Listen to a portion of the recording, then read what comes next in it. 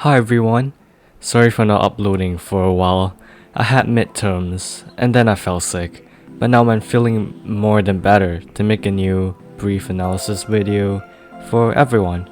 If you'd like to see more videos like this, please drop a like and comment if you can. Oh yeah, also check if you're subscribed because I really want to reach 50 subscribers before the end of March. So if you could do so, I would be so thankful. It's totally free and you can always just unsubscribe later if you want. Do comment down below to let me know what kind of videos for Omori or anything else that you'll be interested in watching.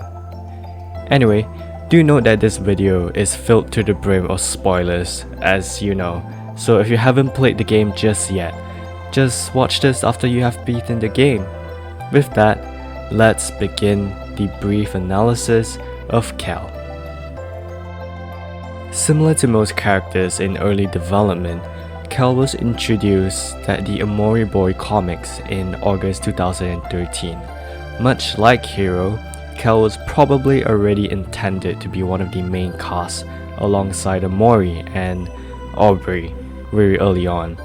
It also seems that Cal has already gained the role of the younger brother, as we can see that in the particular comic panel that we got from the Omocat archives, which details the starting ideas of Omori, if you will, right? Since the comics that were called Omori Boy in quite a long time ago were the first initial startups for the game itself.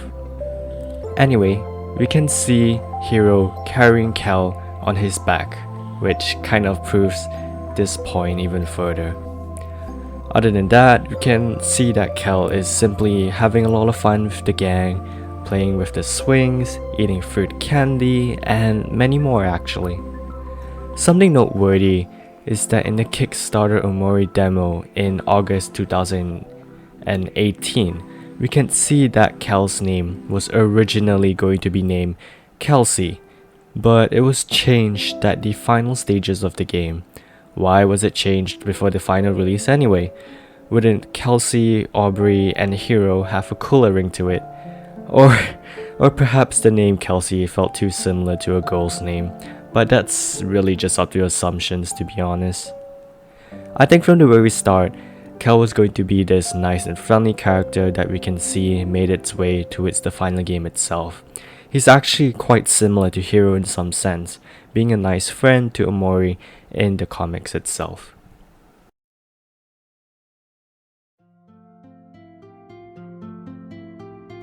Cal's character is definitely robust and very different from early development, although with obvious similarities that Cal is pretty much still really friendly with Omori and the gang. Cal is characterized as a loud and sometimes annoying character in the game. Always the optimist in the group, Cal can definitely revitalize the group whenever the team is down or are in the blues. Much like Hiro, he may be quite rash and occasionally fight with Aubrey. Alright, maybe he kinda fights with Aubrey all the time, but Cal is still a pretty cool character all around. Cal is sometimes a little rude, especially to people he speaks with, which is, for example, why the conveyor belt in the junkyard refused to listen to him. He's pretty much the juxtaposition of Hiro's character that's much older, mature, and kind. It's pretty common to see that in the trope of like siblings, right? Where the younger brother seems to be the much more rash kind of person, while the older one is definitely much more mature or mellow in some sense. However, Cal really feels like he carries most of the Dreamworld segments with funny dialogue and interaction with other characters in the game, especially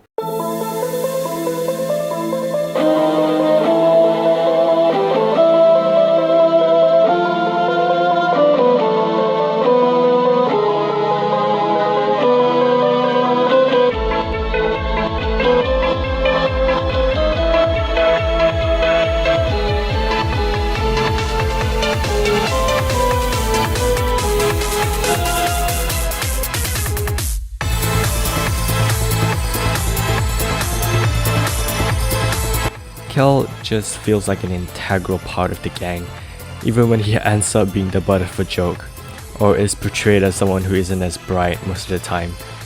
The funny puns and the jokes that Kel makes in the story segments itself in the Dream World definitely makes him one of the most memorable characters, especially when Omori and the gang is adventuring in the headspace. In my opinion, Kel probably has one of the most interesting movesets in the entire game. He acts as a mage in a conventional RPG game setting, and his large juice pool reflects that. Kel also contains spells that can either support his teammates or deal AoE damage like Rebound. With his handy rubber ball, he can definitely dish out a lot of damage, especially if Flex is used, allowing him to hit harder with an increased hit rate. He's also the fastest teammate in the gang, allowing him to use moves like run and gun pretty effectively. To be honest, Kel can do a lot of things.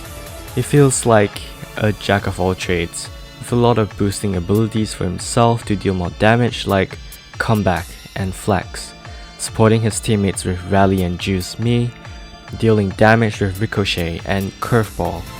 He's just pretty much one of the more versatile characters in the game, and you can see that in conventional RPG games, where mages can learn an assortment of different spells and skills, which is probably what Omocat wanted to do with Kel's moveset. His follow-ups are also quite interesting as well. Being unique in the game in of it itself, he can directly do a lot of things with his follow-up moves. He can directly affect emotions on Omori, while Kel's follow-up move with Hero is simply an AoE attack which displays their brotherly love or affection. And for Omori, it's simply a random attack that's pretty strong actually. I guess a bat and a ball can really deal a number to you. The most interesting one, of course, is the follow-up interaction with Omori. In the beginning, when Kel attempts to throw the ball to Omori, he misses and Omori is dealt 1 damage and becomes sad.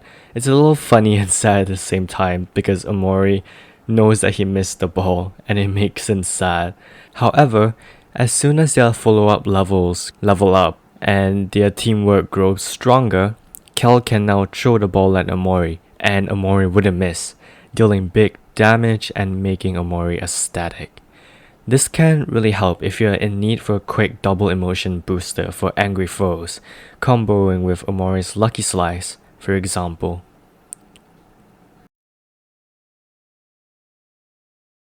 Now let's talk about the real world, right?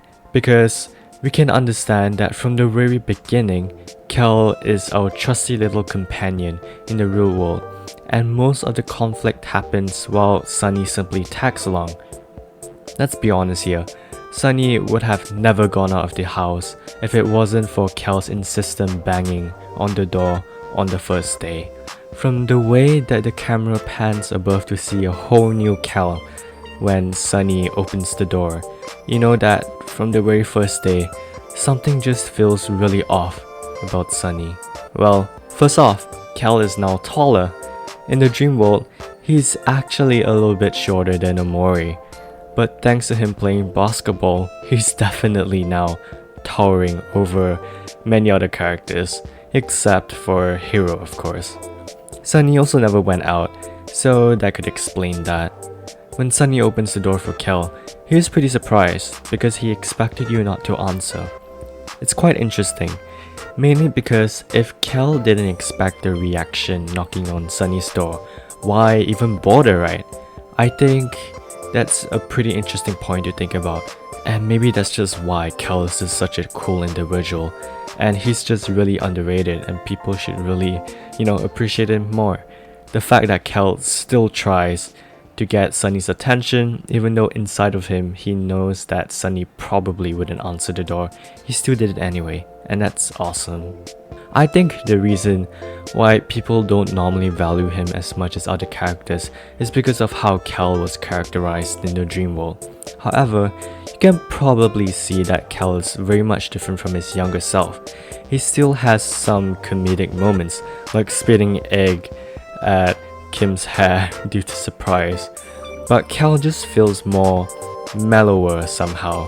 Sure, he can definitely get heated up with arguments against Aubrey, but Cal just seems to want to do the right thing and protect his friends. Perhaps Cal just kind of grew up and has learned a thing or two about Hero, of course, but it's probably just the fact that people grow up and learn things, I suppose. Cal is still friendly to Sunny even after 4 years, which is an incredibly long time since Mari's death. It is noticeable that Cal from the gang seems to be the only person that has kind of moved on from Mari's death. However, I really don't think it's a bad thing. You can see even after everyone has drifted apart, Cal simply just went by his own way and lived his life by making new friends with the other jocks and people around. Mari's death definitely was a blow to the gang and was the catalyst of the group splitting up in the first place. And Cal was definitely not feeling pretty good, especially if Hero fell into a depression after Mari's death. You can even see how Cal worries for him, turning into a huge fight between the both of them, which you can see in the graveyard dialogue after beating Aubrey in the church. Personally, I think Cal wasn't wrong to try and move on and simply live his life, mainly because he just doesn't know what to do, right?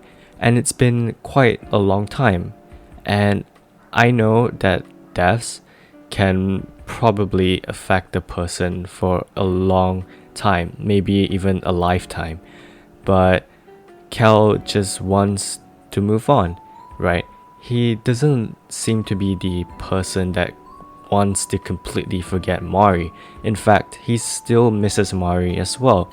He saw how Mari's death made a huge impression on everyone else, and because of the fact that everyone started to drift apart, he just didn't know what he could do about it, and so he just went through the flow, right?